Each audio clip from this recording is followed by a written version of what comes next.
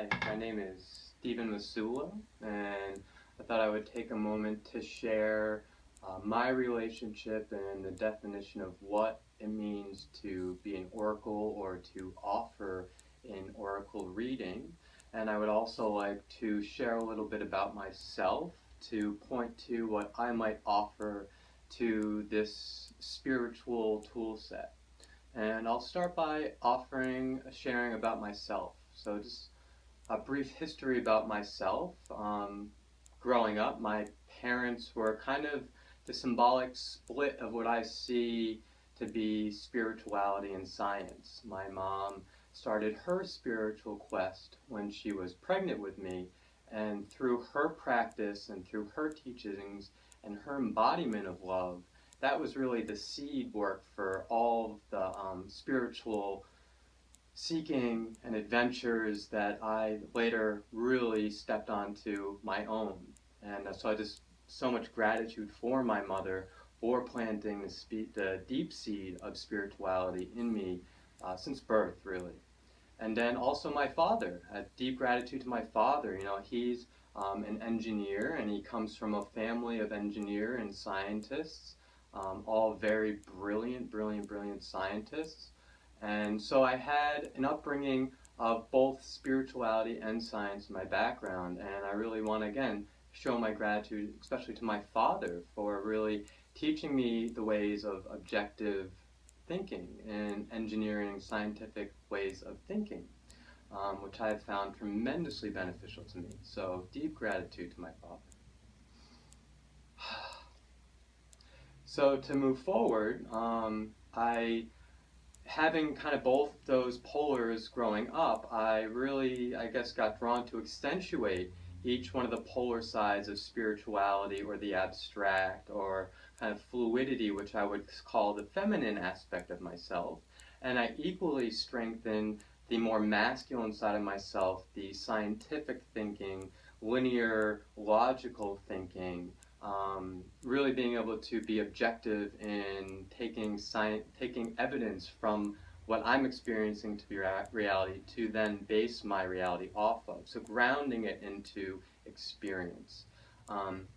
So as a child, I got drawn to singing. I got drawn to playing in the band. I played in the band from elementary school all the way through high school. Started with clarinet and moved to saxophone because I wanted to play the blues. But then saxophone turned out to be too much effort to put together, so when my friend moved into the neighborhood and showed me he was playing the trumpet, turned out to be the perfect instrument for me at the time. So then I played trumpet and jazz all through elementary school, middle school, high school, and really loved that.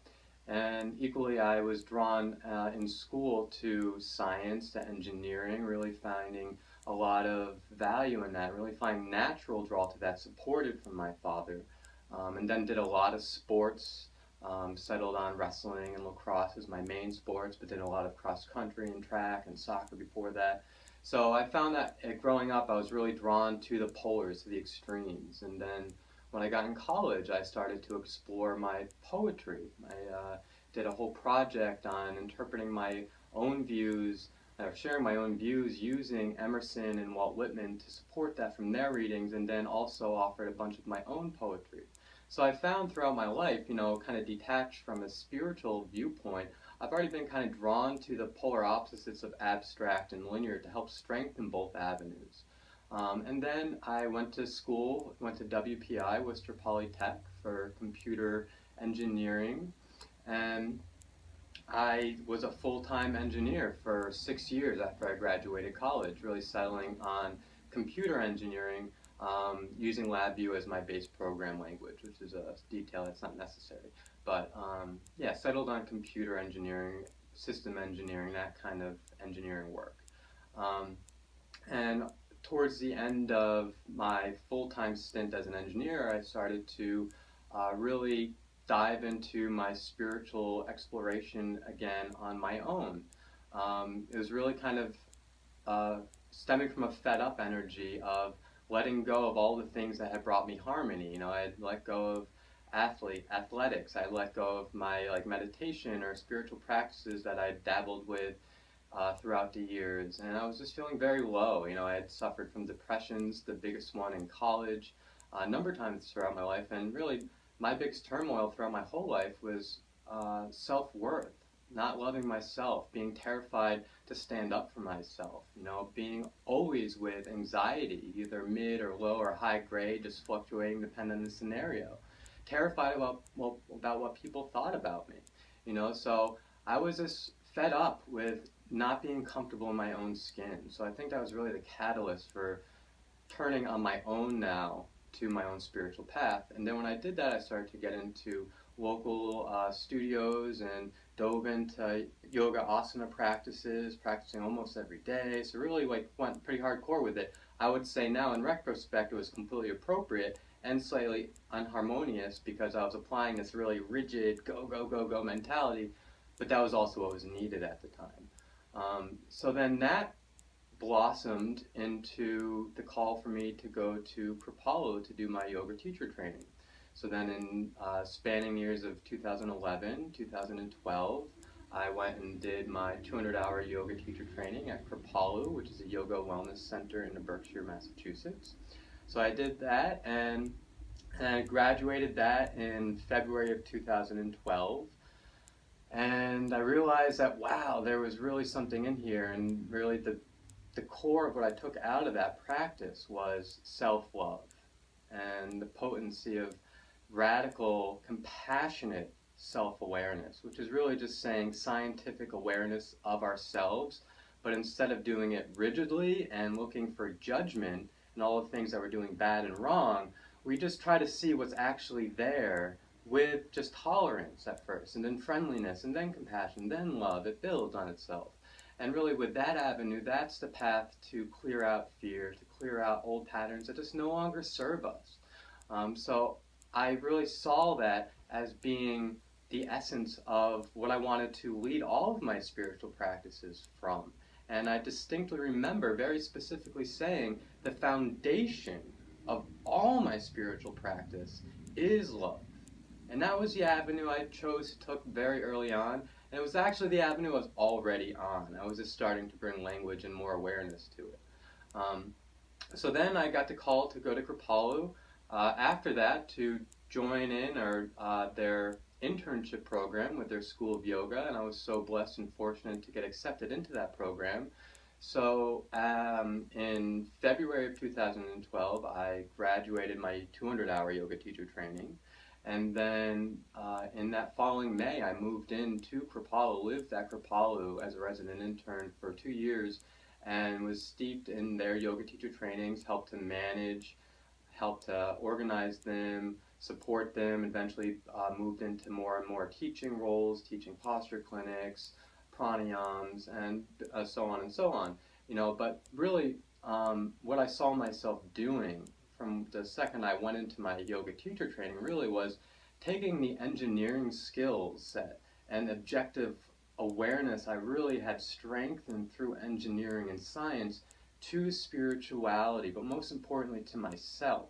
So I turned my skill set of engineering onto myself into the spiritual practice, and I set forth to distill down the essences, the truths, the nuggets, because that's a big piece of engineering, is getting down to brass tacks.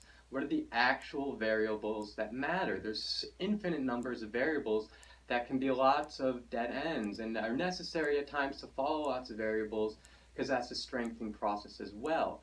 And with that being said, I felt that it was appropriate to just go right for it, you know, so I did. And I boiled it down to all we need is love. The Beatles were spot on.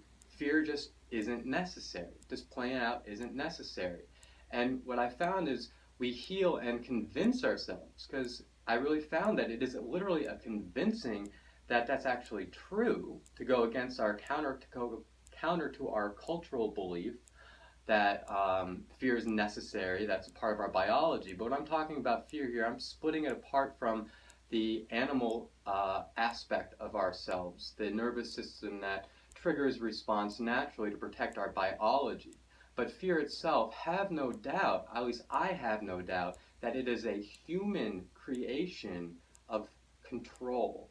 So when I boiled down these essences, and I found that then I realized that to actually heal and get away from building new fear, we don't turn and try to find the fear actively. What we do is we just turn radically to love, and then follow that radically tend to our happiness, do random acts of kindness, take control of the things that we have control over, perceived control of the words we use, the actions we do, because those clean up our thought patterns. So it's just bringing loving awareness to everything we do.